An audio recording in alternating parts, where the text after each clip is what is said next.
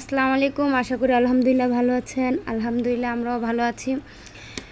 প্রতিদিনের মতন আবার একটা নতুন ভিডিও নিয়ে হাজির হলাম।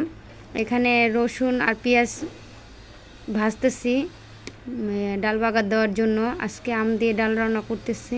আবার এই যে ডাল রান্না করে একটা অন্য পাতিলায় ঢেলে ফেললাম।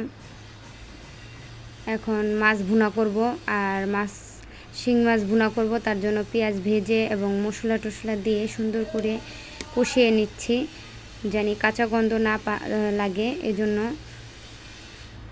কষানো হয়ে গেলে আমি মাছগুলো সুন্দর করে দিয়ে দিলাম।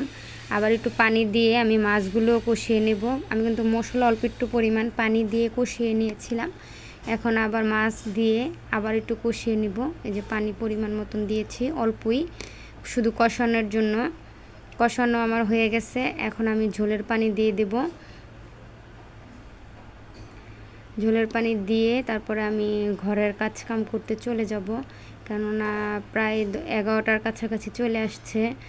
এখন যদি 11টা না, কি বলি, 10টা বেজে গেছে অলরেডি। তাই এই যে আমার মাছ ভুনা হয়ে গেছে। এখন মাছ ভুনাটাও বেড়ে নেব। সাথে কিন্তু আমি অন্য অন্য কাজগুলো সেরে নিয়েছি। যতগুলো মানে রান্নাবান্না করতে হাঁড়ি পাতিল হয় সেগুলো ধুয়ে নিয়েছি, পাকের ঘর গুছিয়ে নিচ্ছি।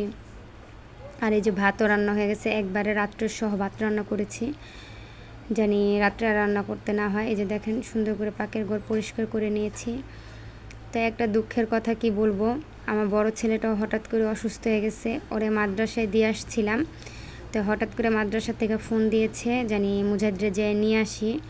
ওর অনেক মাথা ব্যথা করছে এবং মাথা ঘুরাচ্ছে, তাই নিয়ে আসলাম। আর এখানটা সব কাজ সেরে এবং গোসল করে ছেলেকে এনে গোসল করায়া খাওয়া দাওয়া করে শোয়াই দিছি।